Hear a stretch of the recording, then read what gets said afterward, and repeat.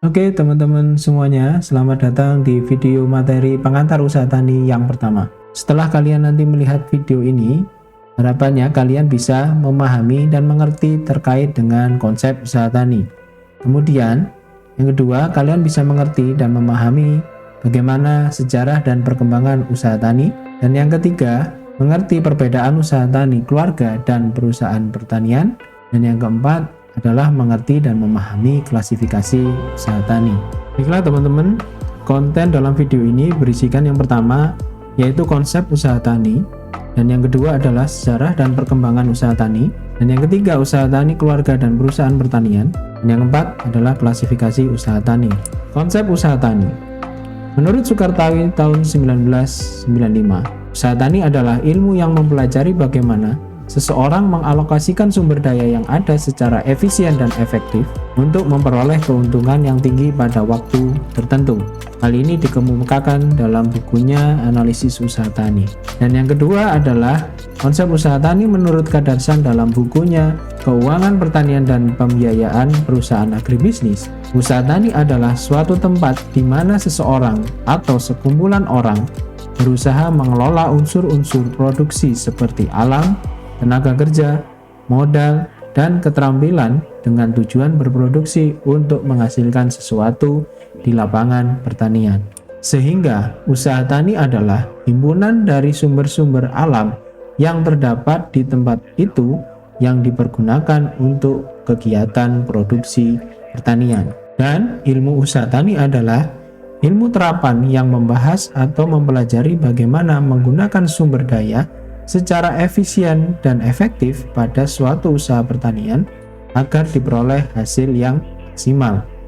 Tujuan usaha tani itu bagaimana petani dapat memperbesar hasil sehingga kehidupan seluruh keluarganya menjadi lebih baik. Untuk mencapai tujuan ini, petani selalu memperhitungkan untung ruginya walau tidak secara tertulis. Dalam ilmu ekonomi dikatakan bahwa petani membandingkan antara hasil yang diharapkan akan diterima pada waktu panen, yaitu yang disebut sebagai penerimaan atau revenue, dengan biaya atau pengorbanan atau cost yang harus mereka keluarkan.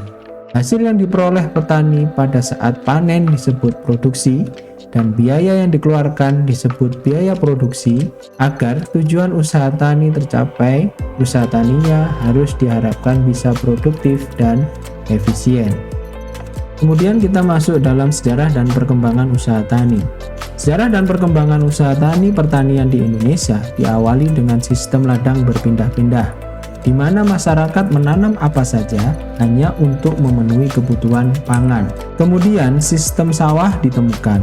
Orang mulai bermukim di tempat tinggal yang tetap, tanaman padi yang berasal di daerah padang rumput, dan kemudian juga diusahakan di daerah-daerah hutan dengan cara berladang yang berpindah di atas tanah kering. Tanam paksa. Di Jawa, sejak VOC menguasai Batavia, kebijakan pertanian bukan untuk tujuan memajukan pertanian Indonesia, melainkan hanya untuk memperoleh keuntungan sebesar-besarnya bagi VOC. Tahun 1830, Van den Bosch sebagai Gubernur Jenderal Hindia Belanda pada saat itu mendapatkan tugas rahasia untuk meningkatkan ekspor, dan muncullah yang disebut sebagai tanam paksa. Sebenarnya Undang-Undang Pokok Agraria mengenai pembagian tanah muncul sejak tahun 1870. Tetapi kenyataannya tanam paksa baru berakhir tahun 1921. Revolusi Hijau. Setelah Indonesia merdeka, maka kebijakan pemerintah terhadap pertanian tidak banyak mengalami perubahan. Pemerintah tetap mencurahkan perhatian khusus pada produksi padi dengan berbagai peraturan seperti wajib jual padi kepada pemerintah. Pada permulaan tahun 1970-an, pemerintah Indonesia meluncurkan suatu program pembangunan pertanian yang dikenal luas dengan program Revolusi Hijau, yang masyarakat petani mengenalnya dengan program BIMAS. Tujuan utama dari program tersebut adalah meningkatkan produktivitas sektor pertanian, sehingga Sejarah dan perkembangan usaha tani itu membagi kelompok menjadi 5 kegiatan usaha tani. Yang pertama adalah pengumpul. Kegiatan manusia untuk memenuhi kebutuhannya dengan cara mengumpulkan apa saja yang dihasilkan oleh alam, berupa hasil-hasil hutan, mineral, serta kekayaan laut. Dan yang kedua adalah kegiatan pertanian. Kegiatan manusia untuk mengembangkan tumbuh-tumbuhan ataupun hewan dengan maksud agar tumbuh-tumbuhan dan hewan tersebut dapat lebih baik dalam memenuhi kebutuhan manusia. Yang ketiga adalah perindustrian. Kegiatan manusia untuk merubah bentuk dari hasil pertanian sehingga dapat memenuhi kebutuhan manusia yang lebih baik. Yang keempat adalah perdagangan. Kegiatan manusia untuk merubah tempat, waktu, serta kepemilikan hasil pertanian dari kelompok pengumpul pertanian ke industri pertanian supaya hasil pertanian tersebut lebih baik untuk memenuhi kebutuhan hidup manusia.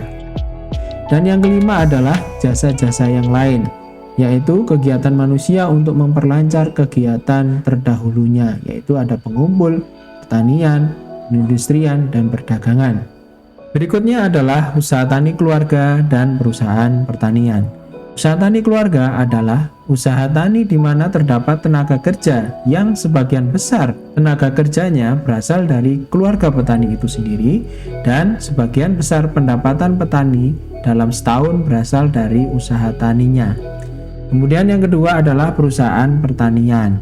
Perusahaan pertanian yang memproduksi hasil tertentu dengan sistem pertanian yang seragam di bawah sistem manajemen terpusat dan teknik pengelolaan yang efisien untuk memperoleh hasil atau laba yang sebesar-besarnya. Berikutnya adalah klasifikasi usaha tani. Klasifikasi usaha tani ini terdiri dari 5 klasifikasi usaha tani. Yang pertama adalah pola usaha tani. Terdapat 2 macam pola usaha tani, yaitu lahan basah atau sawah dan lahan kering. Ada beberapa sawah yang irigasinya dipengaruhi oleh sifat pengairannya. Yang pertama adalah sawah dengan pengairan teknis, sawah dengan pengairan setengah teknis, sawah dengan pengairan sederhana, sawah dengan pengairan tanda hujan, dan sawah pasang surut. Yang kedua adalah tipe usaha tani.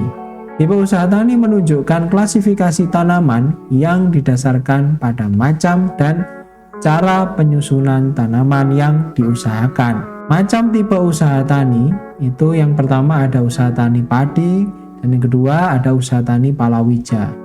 Cara penyusunan tanamannya itu ada beberapa. Yang pertama usaha tani monokultur atau usaha tani dengan satu jenis tanaman sayuran yang ditanam pada suatu lahan.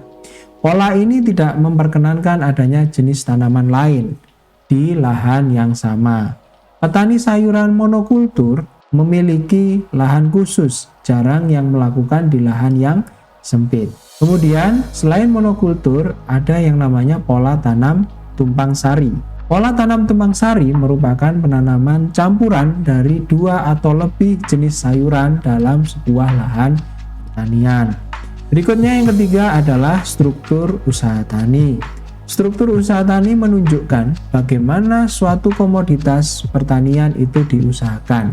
Cara pengusahaannya untuk struktur usaha tani ini dapat dilakukan dengan secara khusus atau satu lokasi, atau mungkin tidak khusus, berganti-ganti lahan atau varietas jenis tanaman.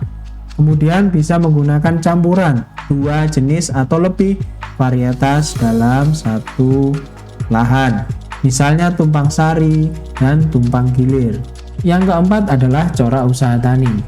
Corak usaha tani terdiri antara lain yang pertama, nilai umum, sikap, dan motivasi. Yang kedua adalah tujuan produksi dari usaha tani itu sendiri. Yang ketiga adalah pengambilan keputusan. Yang keempat adalah tingkat teknologi dan beberapa corak usaha tani yang lain.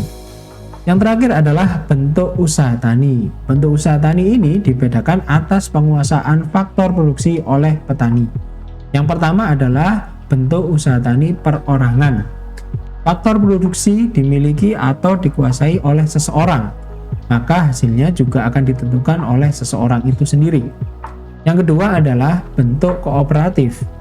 Faktor produksi bentuk kooperatif ini dimiliki secara bersama, maka hasilnya juga digunakan dibagi berdasarkan kontribusi dari pencurahan faktor yang lain.